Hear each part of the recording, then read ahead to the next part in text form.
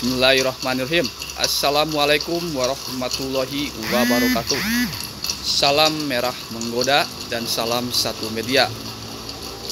Kembali lagi dengan saya di channelnya Herdi Susanto. Sebelumnya saya berharap semoga kabar rekan-rekan semua, kabar subscriber semua selalu sehat walafiat dan selalu lancar rezekinya. Amin ya Allah ya Robbal Alamin. Alhamdulillah, pada kesempatan kali ini atau pada video kali ini saya akan coba sharing ya mengenai bagaimana caranya budidaya lele air jernih. Di sini saya akan berikan sebuah tips dan juga cara sebelum memulai kita budidaya lele air jernih di kolam. Artinya kita bisa memanfaatkan ketiga bak ini untuk kita aktifkan dulu bakteri Nitrobacter. Nah, seperti ini bakterinya ya. Yaitu bakterinya ini masih tertidur, kita bisa mengaktifkan di 3 kolam ini. Kenapa? Karena dikhawatirkan kalau kita langsung ke kolam itu kemungkinan tingkat kematiannya akan tinggi karena airnya itu di atas 50 cm. Ini air di tempat saya sekitar 70 cm.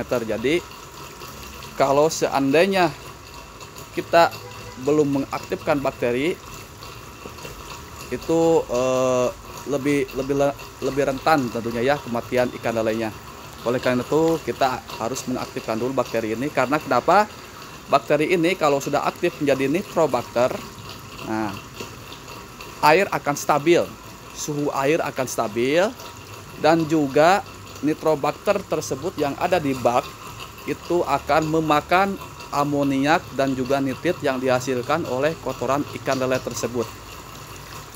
Coba bisa disimpulkan ya, kalau seandainya bakteri ini belum aktif lalu kita mulai di kolam, otomatis tingkat amoniak dan juga nitritnya akan semakin tinggi dan semakin naik. Kita kewalahan untuk mengurangi zat racun tersebut, yaitu nitrit dan amoniak, walaupun kita sering membuang setiap hari ya. Tapi kalau dengan bakteri yang sudah aktif menjadi Nitrobacter tersebut, air akan cenderung stabil, kotoran ikan akan diolah atau diurai oleh bakteri tersebut sehingga tidak bau tentunya ya, dan kadar nitrit dan amoniak akan turun. Oke. Sebelum kita mulai, bagi rekan-rekan semua yang belum subscribe, saya mohon dukungannya untuk terus dukung channel ini dengan subscribe agar semakin berkembang dan sukses ke depannya. Insya Allah ilmu di channel saya komplit dan saya tidak akan pelit untuk memberikan sebuah pengalaman saya untuk rekan-rekan semua. Oleh karena itu hanya mohon dibantu dengan subscribe saja, karena satu subscribe dari saudara semua itu sangat membahagiakan untuk diri saya sendiri. Dan sekarang mari kita mulai. Jadi disarankan jangan kita langsung ke tahap kolam. Jadi kita bisa masuk dulu ke tahap bak tersebut. Artinya kenapa? Kita bisa mengaktifkan bakteri ini di bak tersebut, 3 bak ini ya. Dan cenderung ikan yang kita tanam di bak tersebut tidak banyak-banyak.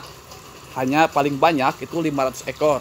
Berbeda kalau kita langsung di kolam itu bisa 5.000 sampai 15.000 ekor. Sayang kalau misalkan awal percobaan banyak yang mati karena bakteri tersebut belum kita aktifkan. Oke, kita mulai saja nih ya. Pertama-tama mohon ya untuk disimak baik-baik. Nah, diperhatikan nih tuh ikan lelenya tuh. Saya kasih makan. Diperhatikan juga airnya. Oke, saya akan coba perlihatkan kejernihan airnya melalui kita ambil dengan tabung. Tuh. Iya kan? Jadi warnanya itu jernih sekali. Saya akan bandingkan dengan air baru. Ini saya akan ambil air yang baru sumur. Oke. Ini sama tidak kejernihannya dengan air yang tadi saya ambil di kolam. Coba perhatikan ya. Sini akan saya perlihatkan dulu kejernihan airnya. Ini air yang dari sumur ya. Dan ini air yang ada di kolam. Tuh, coba perhatikan. Jernihnya sama kan? Sama. Dan airnya tuh tidak bau. Karena kenapa? Karena bakteri nitrobakternya di sini sudah aktif. Oleh karena itu di sini saya akan memberikan cara atau praktek untuk mengaktifkan bakteri ini nih. Bakteri yang masih tidur. Kalau misalkan saudara ingin membeli, saya lupa ini namanya ya, maaf saya lupa namanya, tapi setidaknya saya memberikan sebuah petunjuk bahwa bakteri ini sering dimanfaatkan untuk ikan koi. Jadi kalau mau membeli bakteri yang sering dimanfaatkan untuk ikan koi. Oke, karena sistem yang saya gunakan ini sebenarnya sistem pemeliharaan ikan koi. Sudah jelas ya bahwa ini nih airnya tuh jernih ya, ini air sumur dan ini air yang di kolam ini nih, yang di bak. Sama ya kejernihannya. Oke, kita buang saja. Dan kita langsung ke tahap, kita ambil dulu air ya, tahap mengaktifkan bakteri. Lalu kita ambil bakterinya nih ya, sedikit saja, kita ambil sedikit saja. Oke, nah cukup ya. Nah, hanya berapa gram saja, mungkin sekitar 10 gram atau 5 gram. Kita aduk nih sampai hancur. Oke, setelah ini hancur, nah baru kita masukkan ke pipa yang nantinya akan disedot atau dialirkan ke bak yang kedua dan bak yang ketiga. Oke, kita buka dulu ini ya. Lalu kita masukkan bakteri nitrobakternya seperti ini. Nah, otomatis kan akan terpompa ya. Oke, dia akan masuk ke bak yang kedua dan yang ketiga. Oke, seperti itu tuh. Nah, coba diperhatikan nih, ada kotoran ikan tuh. Ini tidak bau.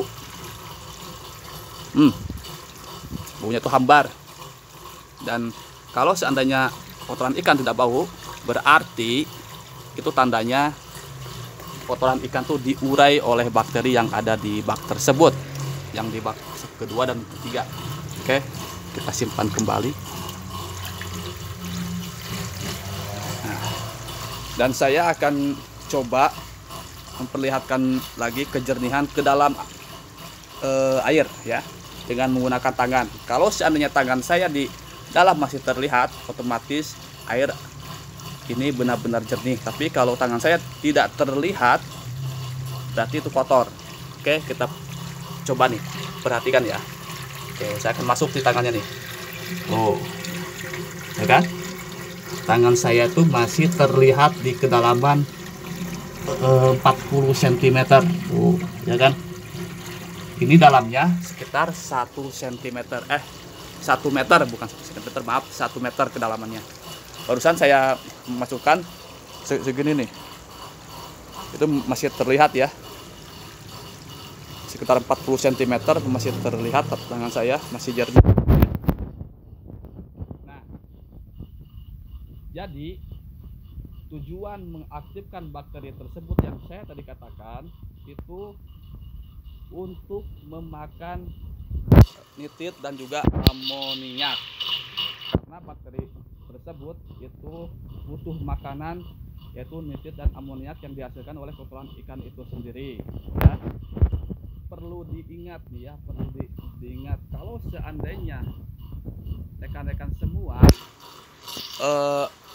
kolam tersebut dalam keadaan sanitasi atau pembersihan, artinya seperti contoh di kolam saya ini sedang pembersihan untuk menghilangkan bibit penyakit ya, itu dengan cara pengeringan, 1 hari pengeringan.